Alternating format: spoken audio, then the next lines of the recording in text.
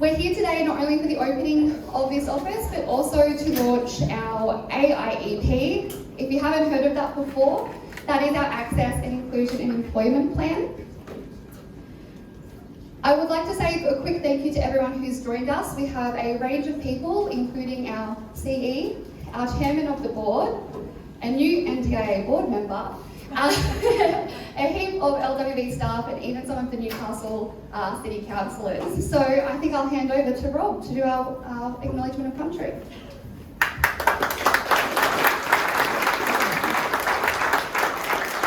Thanks, Emily. Thank you, everybody. As an Aboriginal man, I'm a Gomeroi man. I'm a descendant of Gomeroi leader Yawiri Yawiri from the Namoi River country around Gunnedah and Boggabri. And I would like to acknowledge and pay my respects to the traditional owners of the land on which we are meeting today, the ancient Awabakal people. I acknowledge the Awabakal people as the traditional custodians of this land. I pay my respects to their elders, past and present, and I particularly pay my respects to the young Aboriginal people of Newcastle as the elders of the future, as our emerging leaders. Today I'm off country. This is not my country, so I'm following protocol and acknowledging country. Any person may acknowledge country. You do not need to be Aboriginal, so please take any opportunity you can to fly the Aboriginal flag on our behalf. Only a local elder or a representative of an elder may welcome people to country. But both ceremonies are long-standing forms of greeting used by Aboriginal people for thousands of years to greet visitors crossing traditional boundaries, to introduce the tribal leaders and make the visitors aware of local rules, customs and acceptable standards of behaviour.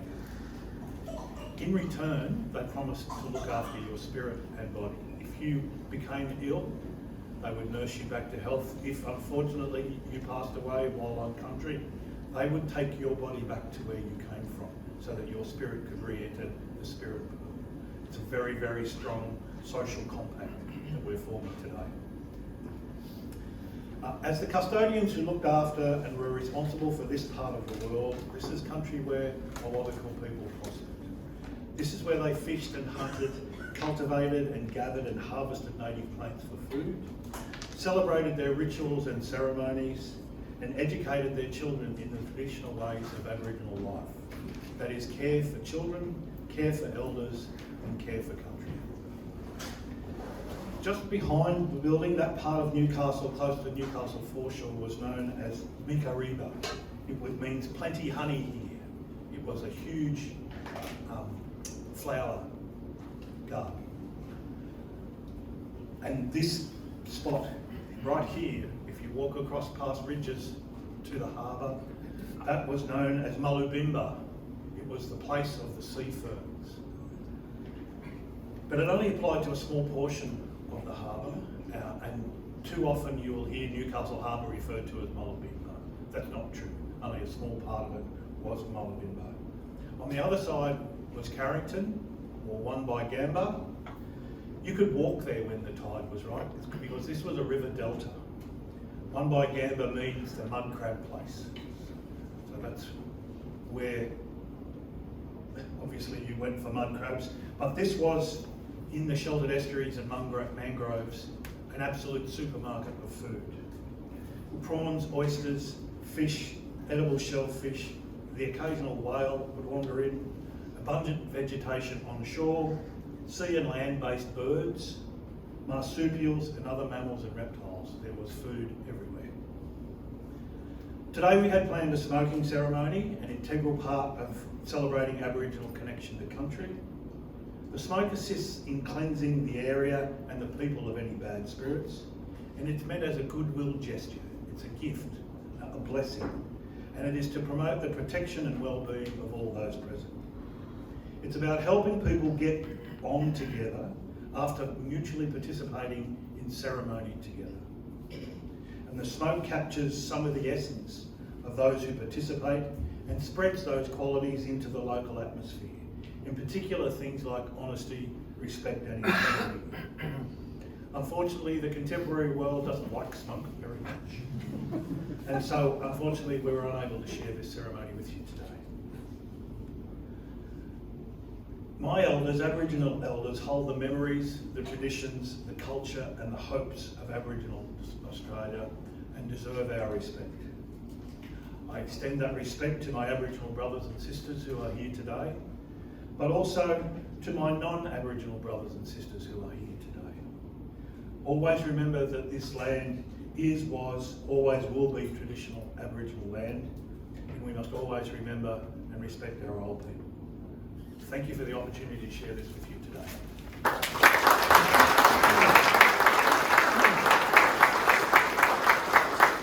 Thank you so much for that, Rob. I learned a little bit more about Newcastle today, and I thank you for that.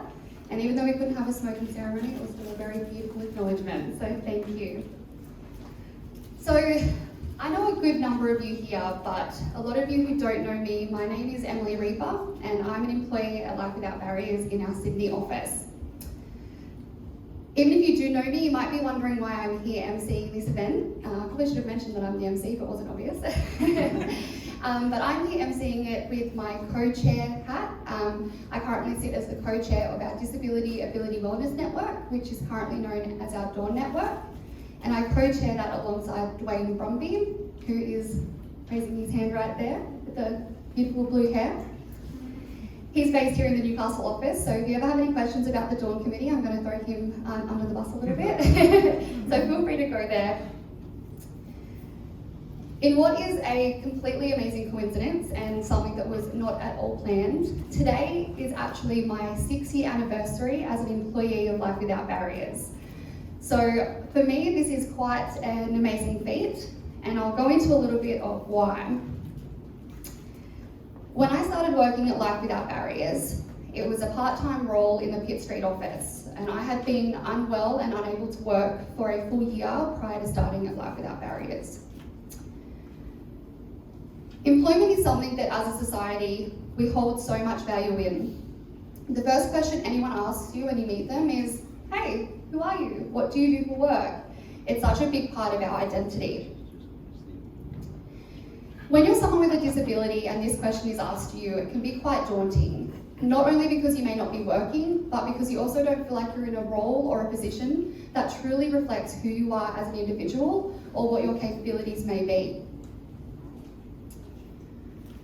This is because employment isn't just about working. It's about a meaningful career, working in a sector, in a role that you enjoy, that challenges you, and that makes you feel proud and makes you feel like a contributing member of society. I think that's something that's always taken a little bit for granted. I know I still do that myself now as a full-time employee. I was going to say the word journey, but I decided that was a bit too cliche, so I've taken it out. If you haven't heard me talk about my experience all my life before, I can bet, and no shame in this, but you're all wondering, why am I the co-chair of a disability employee network? I don't look like someone who has a disability. And that's because my disability is completely invisible. You only know about it when I choose to share it with you. Some days that feels like a bit of a blessing, and some days it feels like a curse, because no one can ever see both the good and the bad of my life. So yes, I'm going to put you out of your misery. I know you're all wondering, what is the disability? What is it? It's invisible, I can't see it. How am I supposed to know what it is? I live with myalgic encephalomyelitis, and if anyone can come up to me after this and say it exactly like that back to me, I'll give you $10. I've lived with this for 13 years, and I only now can confidently say it completely. ME, I'm going to make it easier for you. ME is a disability that you've all heard of, but maybe not with that terminology. It's commonly referred to as chronic fatigue syndrome, but that is a term that myself and a lot of my community are moving away from, because chronic fatigue is yet but just a symptom of ME, and it doesn't encapsulate what I live with every single day. Because of the invisible nature of my disability, it made it purely impossible for me to find an employer who was able to show me a level of respect or understanding I deserved when I was disclosing. This changed for me when I employed at Life Without Barriers.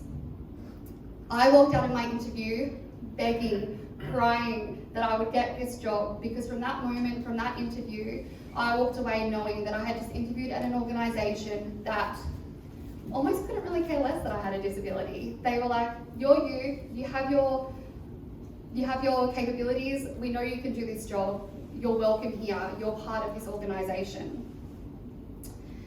I credit this, I walked out of the interview begging for it, and I've never looked back. In fact, I've done nothing but look forward in the 6 years I've been an employee at LWB and continue to grow and change as an individual. I credit this to the growing values of the organisation, for the buy-in given from the board and the CE level, down to something as influential as an access and inclusion employment plan, something to keep the organisation on task and accountable. For me as a person with a disability, this gives me hope. It gives me strength to stand up and share my story, and it makes me enthusiastic in seeing where the organisation was just 6 years ago on its first AIEP and where it is now on their 4th. Look at this wouldn't have happened 6 years ago. So it's really exciting to see the organisation really stepping up and following through with its promise. An outcome from our 3rd AIEP was the creation of our Dawn Committee. The Dawn Committee serves as a network and a resource for employees with disability and their allies, and our purpose is to support full participation at work for employees with disability and foster a strong sense of belonging. I know we're not perfect as an organisation, but the important thing is that the organisation knows that too. That's why we have our 4th AIEP, that's why we have the support through the organisation at all levels, and it's why we're doing something like this today, launching it officially. We understand why it's needed, and we're keen to be a part of the change in employing people with disabilities.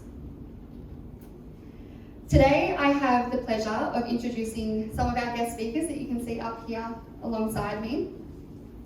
First of all, I would like to introduce Graham Innes. Graham is a lawyer, author, company director known for his work on developing the Disability Discrimination Act as the Disability Discrimination Commissioner. He served as a member of our board since 2014, and just recently where he stepped up as a board member for the MDIA. And I cheekily said this earlier, but this is his official first event as an MDIA board member, so we should all feel very privileged to have him here today. Graham, in particular, has been very influential in my story over the last 6 years. I was lucky enough to work in the Pitt Street office with Graham for a good chunk of those years, which led to me having some conversations with Graham about disability and in particular disclosure. It was one particular conversation from Graham that completely changed my trajectory. It led me to being confident, capable of using the word disability as part of my identity, and without that conversation, I can wholeheartedly say I wouldn't be as proud and vocal about my disability now. So no pressure, Graham, but please join me in welcoming Graham to the stage.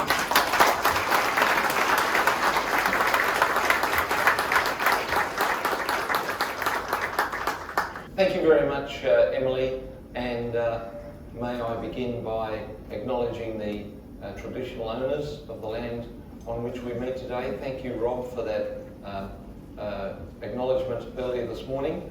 But I'd like to add my acknowledgement. I come from Bundjalung land up in northern New South Wales, and I want to acknowledge traditional owners as we walk alongside each other towards reconciliation and a voice to Parliament. It's fantastic to have Emily and Dwayne and the Dawn Network involved in this process and involved in helping LWB to deliver on its accessibility and inclusion employment plan. So, to quote Emily's lines, what's the first question that you're asked when you meet someone for the first time at a cocktail function or a barbecue or whatever? It's, what do you do? What job do you have? Because our jobs set our status and they establish a place for us in the community. Jobs also set our economic status. Having a job means the difference between paying taxes and being on welfare. And let me tell you, that as much as we don't like paying taxes, being on welfare is a lot worse situation to that one. And we all know that because we wouldn't have jobs if we didn't. But people with disabilities are employed at a rate 30% lower than the average Australian. It's 53% to about 84%. And you know, that figure has not changed in at least the last 30 years.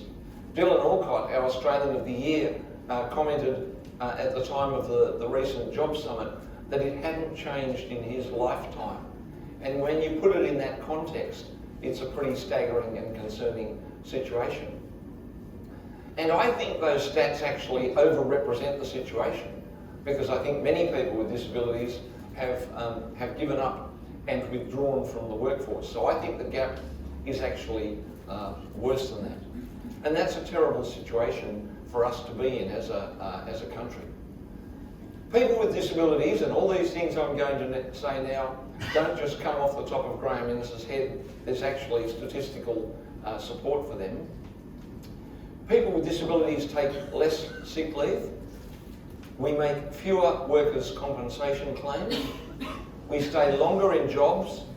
And because of the complexity in our lives, on average, we make better managers.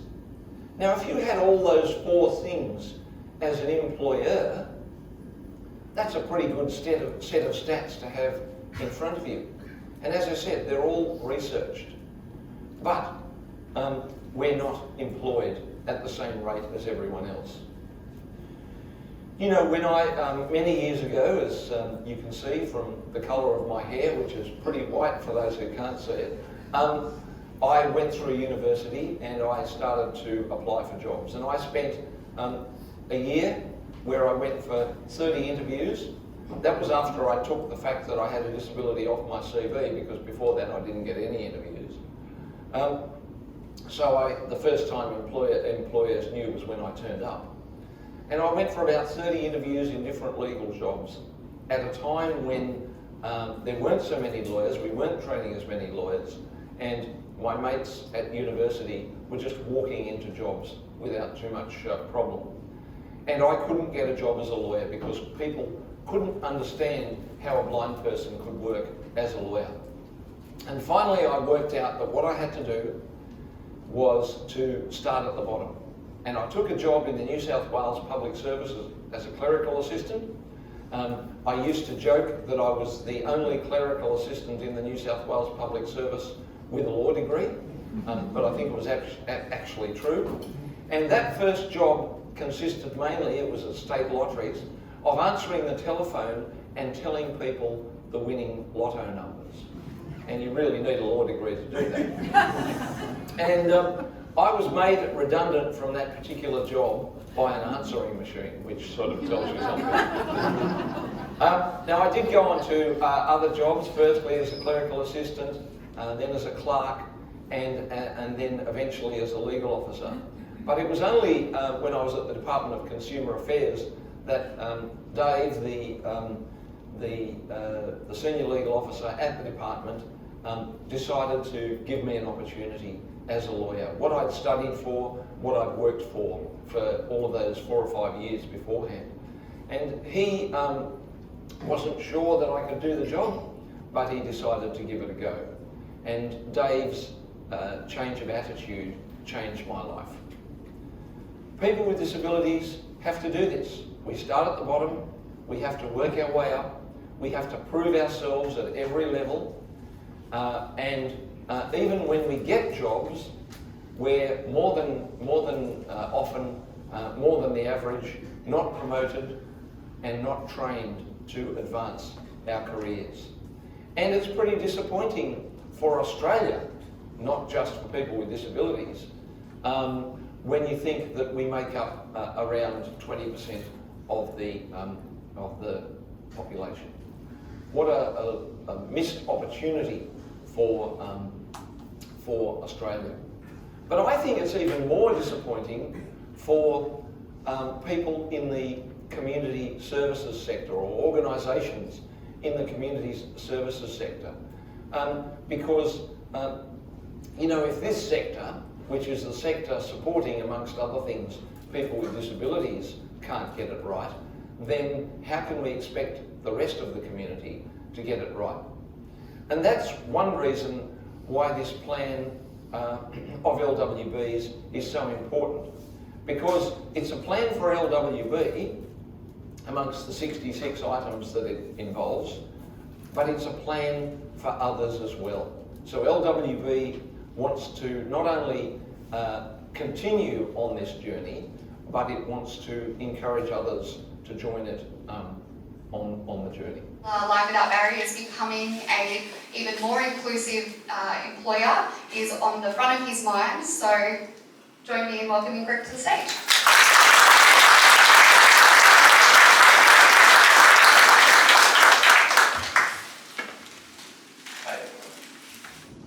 Life Without Barriers has been guided by commitments to access, inclusion and employment plans the past years, and further influenced by the leadership of our now former Director, Graham Innes, who you've already heard from today. Obviously everyone's familiar with. We've had the band of sort of accolades earlier today, which frankly well deserved. I'm still smarting from the loss of Graham from our board due to his, let's call it promotion. To the board of the NDIA. However, I suspect it's a win for the agency. It's a win for clients of the NDIS, and I'd like to think it's a win for Australia. Someday I hope there is no need for an AIEP, and that hope is born from a keenness to see a society and labour market that's genuinely inclusive. But we're not there yet. We're a long way from. So until that time, my commitment as Chair is to support our people to achieve all the commitments of the plan, and then continue that legacy of driving our organisation to be bolder and more courageous for subsequent plans. This year, we made a purposeful decision to make our AIEP broader in its intention. We are no longer focusing solely on our internal workforce, but we're leveraging our influence into government and corporate Australia to do the same. Like many businesses, it's not enough to stay inside our own boundaries of four walls.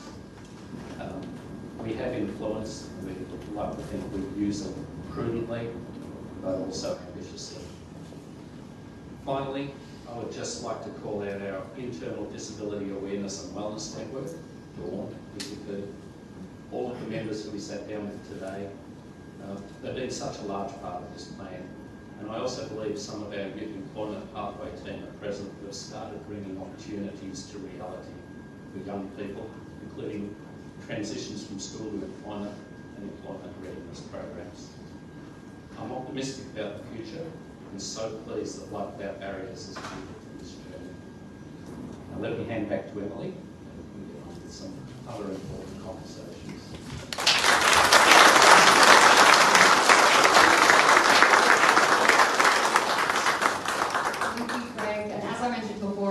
Incredibly important for an organisation who has an AIEP to have the buy-in from the board.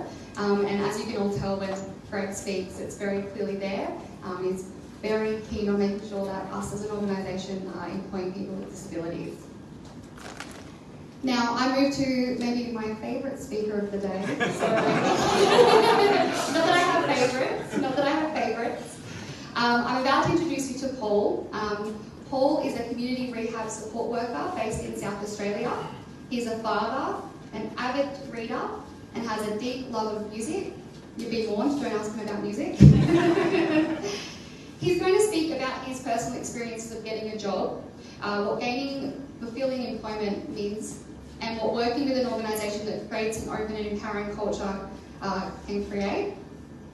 Paul is also a member of our DAWN committee, so he has had the opportunity to help work on this AIEP and help put the push through the organisation. So please join me in welcoming Paul.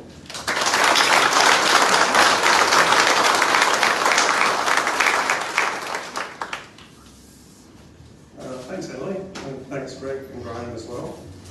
And thanks also to Rob. I'm here from Ghana country today. Just excuse me while I get my technology working. It's interesting, when I was told there was going to be about 100 people here, I think I finished at about 100 people, so I almost didn't make it here to this day, and that would be for two reasons. The first is that in my mid-20s I had 2 years of treatment for non-Hodgkin's lymphoma, which very nearly killed me and resulted in one of my disabilities. So please excuse me if, because of my pulmonary fibrosis, I need to stop and catch my breath while I speak.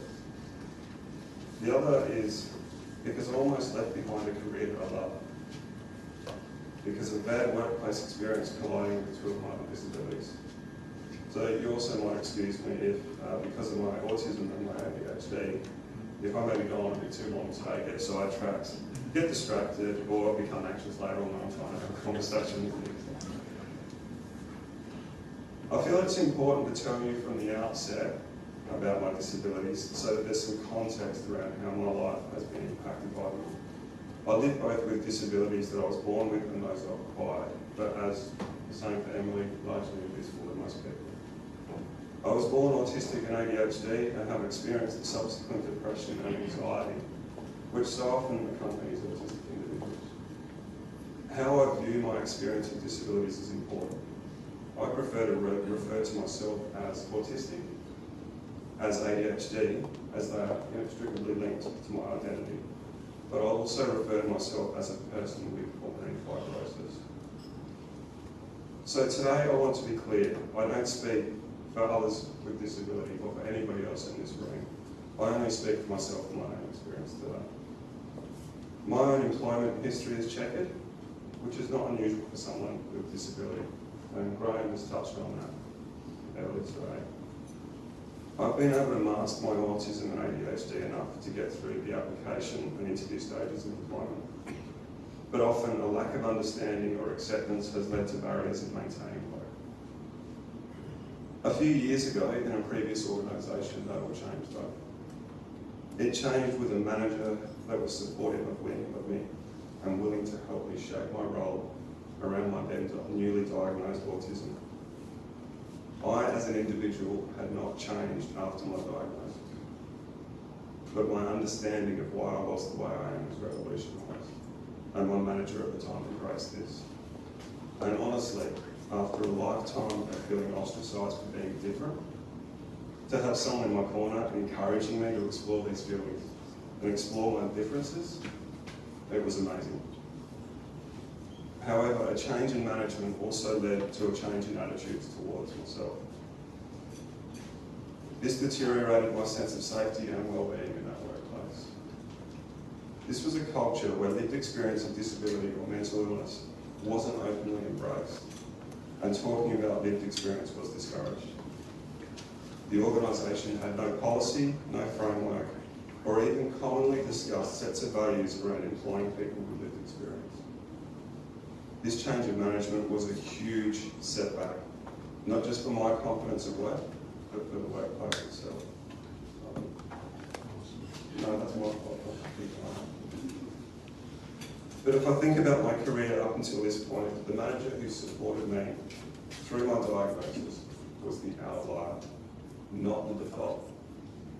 And this needs to change. This change in management and lack of policy around access inclusion meant that after 4 years in the role, I left a job that I loved for my own well-being. Over the course of the next 2 years, I focused on bringing my mental health back to a point where I could feel safe again.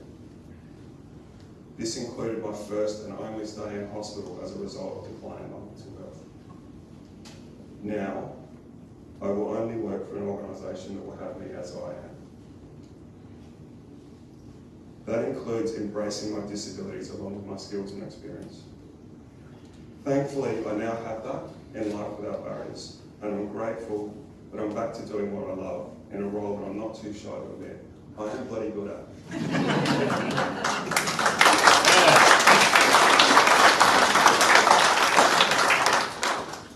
Cheers.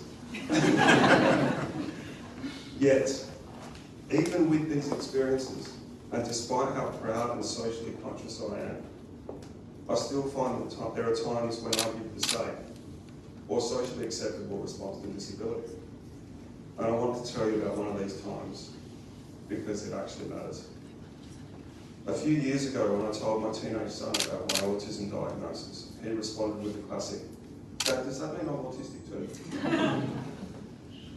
Now I know he isn't fearful of autism because he has spoken to me about an autistic friend in primary school and the great relationship they have. Yet in the face of his fear, concern and potential discomfort, my response was to reassure him that he wasn't autistic. I didn't use this as an opportunity to allay his fears around disability or have a conversation on the subject, or even just remind him that regardless of any diagnosis, he was still a pretty young fellow that I loved dearly. I went for the safe option, the default setting where disability is something to be pushed away. Mine was the same learned response that so many of us have. The one where, even as a person with disability, I simply didn't consider the experience of people with disability. We must continue to consult and include people with disabilities in the discussions that impact their opportunities to seek employment. We must take considered steps, fall down, make mistakes, but then continue on. Only through this process will organisations, managers, employees, contractors, suppliers, and by extension, entire workplace cultures and employment ecosystems become safe places for people with disabilities. Andrew Solomon, who wrote a fantastic book recommended to me, and I'll recommend it all to you, Far from the Tree, said, "All people are both the objects and the perpetrators of prejudice." This reminds me that I'm just as likely to make these hasty comments about disability to my own son as other people may be to me. But we should never let perfection be the enemy of the good. And by continuing the status quo, accepting what has always been and pushing away what feels uncomfortable to talk about, we're perpetuating cultures at work that allow that second manager to keep their job and me having to leave that organisation. We're losing people who are, and I'll say it again, bloody good at their jobs. Thank you.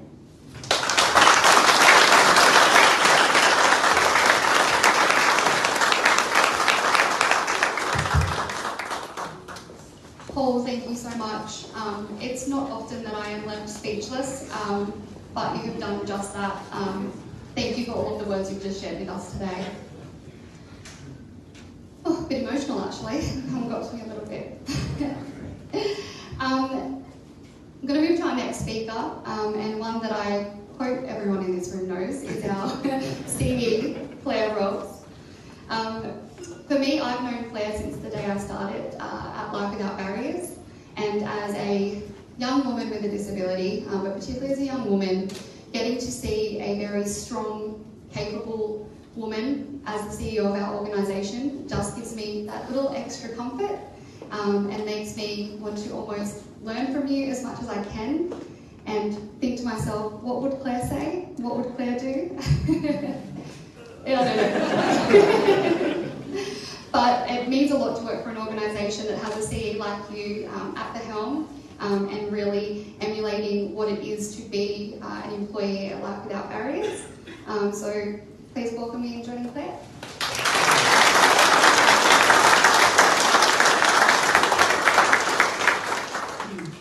Thank you, Emily, for those very gorgeous and generous words. No pressure getting felt here at all.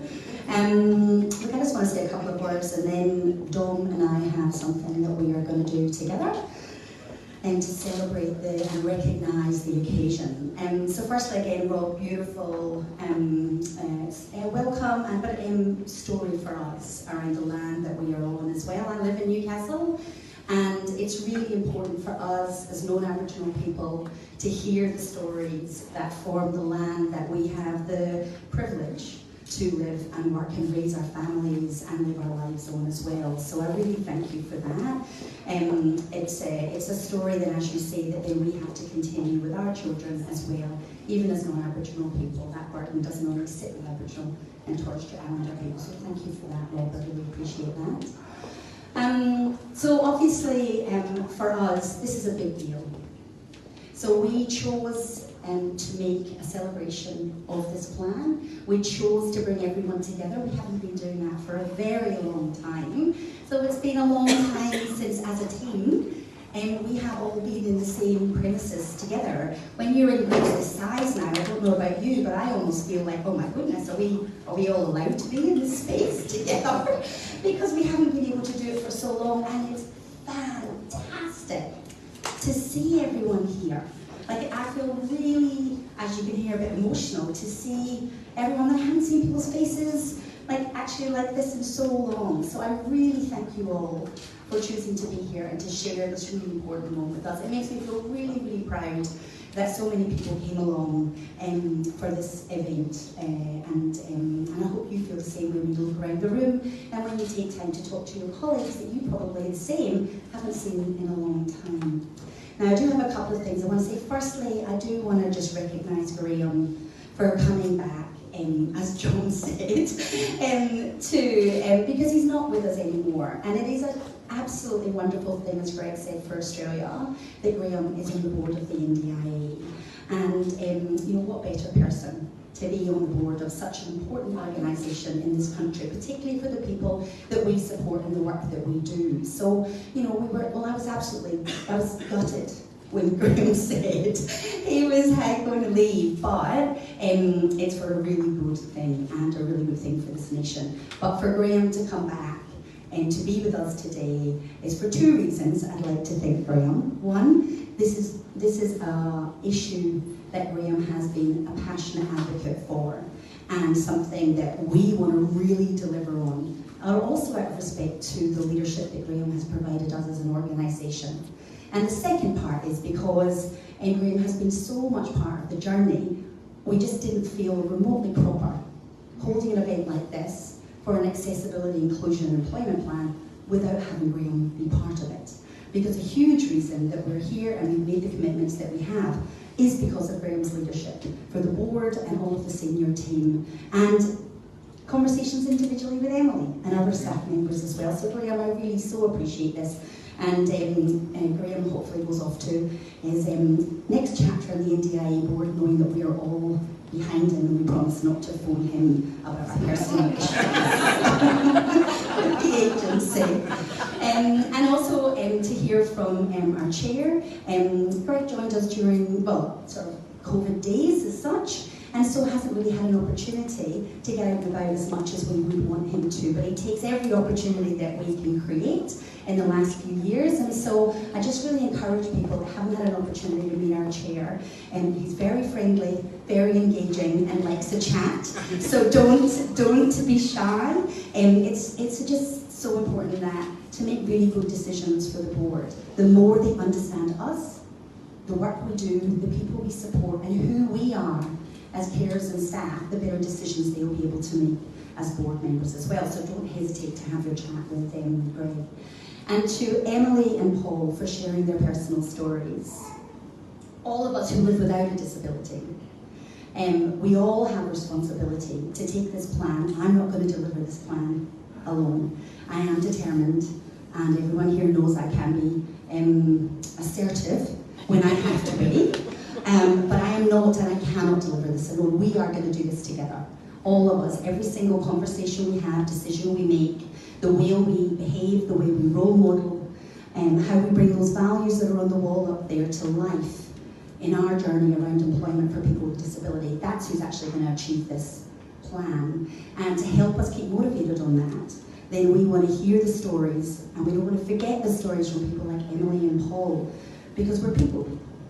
And that's actually the stuff that really helps us remember the individual differences in people's lives. When people say what Graham said, which is just start Monday. And when people actually give a person with a disability a go in a job and back them and support them and value them. And we all, as hiring managers or as team members or as influencers, we all have an opportunity to make a difference in that. So I really want you to reflect on what you can do in your individual role to contribute towards the change and the improvement that we want to see across Life Without Barriers, but across the country, because you know us, we always dream big. No point just thinking about changing Life Without Barriers. We ought to, why don't we just try changing the world? I do, just before Dom and I do our work together, I do want to acknowledge the team that put this office together. For those of you that aren't based here, please, someone with a buzzer will let you into the various places, I'm quite sure, I think, Nathan. So go and have a look around the office. The team have done an outstanding job, I think, to make this place feel and look like Life Without Barriers. They've been able to take the culture, the values, the people, the stories, and really do everything they can to bring them to life in the way the office is set up accessibility-wise, and the way that our culture and the things that are important to us are reflected in all of the visual sort of symbols and signs around. So take an opportunity to walk around and really soak that up. And for those of you that have the joy of being able to access this as your place of employment, come in a little bit more often. And so there's a few more people here. Not in a way that you don't want to, I understand that. But a few more people would feel a little bit less lonely when we're in our section of the office as well. And in case anyone didn't know, as an enticement, some of the taps do have sparkling water. So if that's your thing, then I thought that was a small enticement for everyone. I haven't found them yet, but Jodie and the HR tell me that they're somewhere, so the team, so we need to find them. So to Nathan, Dan, and all the property team, and everyone that runs around making the magic happen here, I just really want to take this opportunity to recognise this place feels like Life Without Barriers. And it feels like we can really do our best work in this environment. And I know that that happens because you cared about how you set it up. So I want to recognise that and tip my hat to this environment.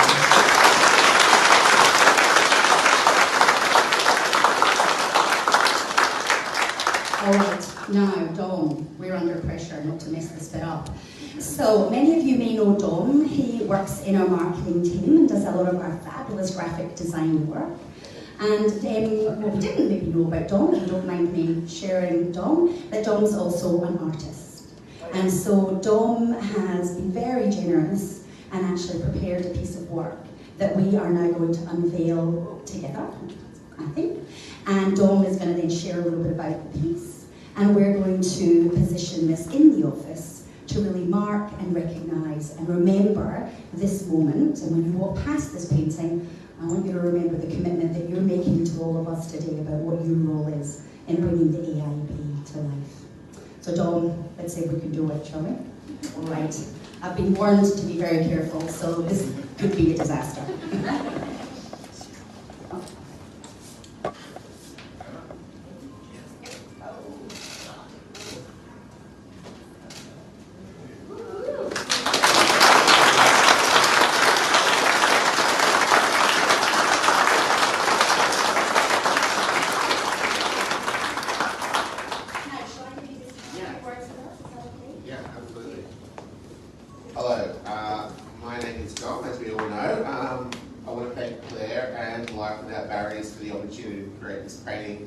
But also for the journey that I've been on since my accident 17 years ago. I sustained a spinal cord injury while serving in the Royal Australian Air Force. I spent about a year in hospital in rehab, and when I was ready to return to the community, Life Without Barriers was actually the care agency that I picked to look after me. That first year after leaving hospital and rehab was the hardest year of my life. I was living in a cockroach-infested apartment housing unit, realising that my life was completely different to what I'd once thought it to be. But the care staff from Life Without Barriers did a lot to make me feel supported, from Wayne Reeds, who took me on a holiday to Victoria, to travel along the Great Ocean Road for the first time, to Shane Pritchard, who took me boxing at PCYC. Fast forward to 2018, and I'm finishing university, and despite finishing with the highest GPA of my graduating year, I was uncertain if anyone would give me a chance to prove my value as a graphic designer.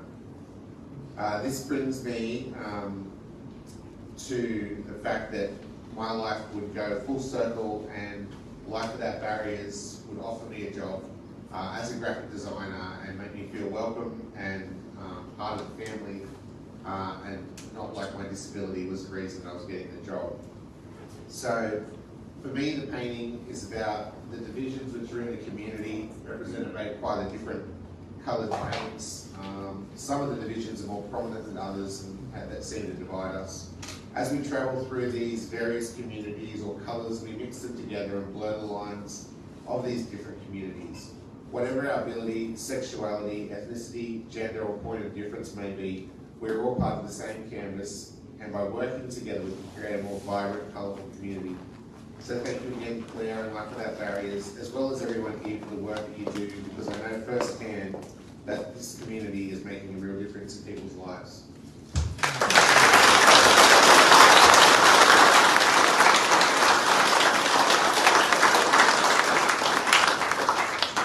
Thank you, Dom, for sharing that. I did not know that you had been supportive with us too, and now working with us. That's a fantastic story. I appreciate this, and we'll make sure. Well, you're here now, Dom, so you'll see it anyway. So we'll make sure this is positioned and appropriately marked in the office as well. Thank you so much for that work. It's very generous of you, very gorgeous. Now, with that, I think I'm going to hand back to our very fabulous MC.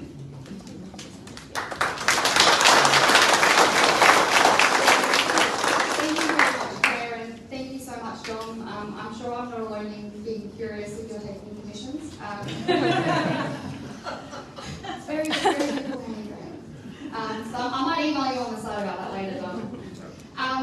This does bring us towards the end of today's proceedings.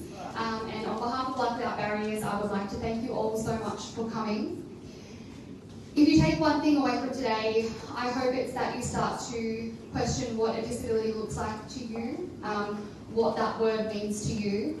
If you haven't read our AIEP or you haven't joined any of the Dawn Committee Ask Dawn meetings, please look it up on the internet and join us and try to get a little bit more involved in the work that we're doing at Life Without Barriers for employees with disability. I particularly want to thank Paul for joining us today and sharing his story with such beautiful words. Very well appreciated, Paul. And I would like to appreciate everyone in the organisation who has actually pulled together the AIEP, all of the team that have painstakingly narrowed down those 60 actions, labelled them all, put them in different sections, and those who are going to make sure that we are keeping on top of those as we work through to 2025.